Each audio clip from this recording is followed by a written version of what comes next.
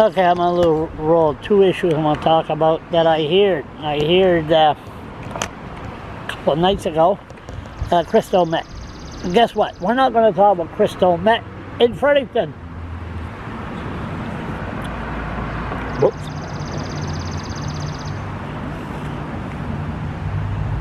We're going to talk about, you're a good boy. We're going to talk about crystal meth in Moncton, New Brunswick. I was told last year, crystal meth is very, the number one place is Moncton, second is Fredericton, third is in St. John.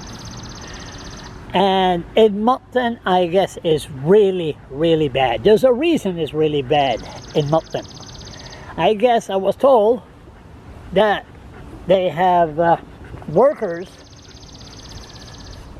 people working, there's still people working in buildings, they're not working from home, and people at crystal meth shows up at the building, like, if you're on crystal meth, this building is mine. It's not yours. I'm taking over the washroom, I'm taking over the building.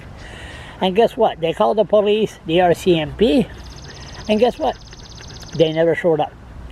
Why? Because we have a bunch of moody Quebecois running the R.C.M.P. They don't give a rat ass about New Brunswick. They're just here for training, and then they return to Quebec or go somewhere else to make more money. But never mind that. So it goes to show you how bad the issue of crystal meth is. When these meth heads show up in a workplace in Moncton, they call the police don't even bother. So the police has lost totally control out of the issue of crystal meth. I mean, we're behind the times. We're 10 years, I think. And just this morning, Queen Street, there's a guy in a flower bed right downtown. I mean, go on my Facebook, you'll see the picture. But he's in the flower bed, which I said before, a few months ago, they got to remove that flower bed because they taken over. That's in the middle of downtown. Good place to hang around and do drugs and blah, blah, blah, and sleep inside. One guy was naked inside that flower bed. So, you know, they don't give a damn. People on crystal meth, they don't give a rat ass about nothing. Am I doing the same old, DOG? Squirrel again? No?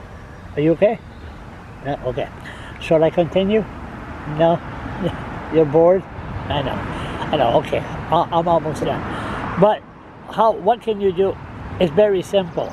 But we don't have the resources. You have to build a huge building in Moncton, one in St. John and Fredericton. Fredericton, put down the soup kitchen, bulldoze the soup kitchen, bulldoze the shelter, built a huge building, new kitchen, new shelter, the so-called drug recovery program. There's one going to be on Gibson Street, and there's one beside the Victory Meat Market, and that's where the problem is, which I asked for an interview. What's her name again?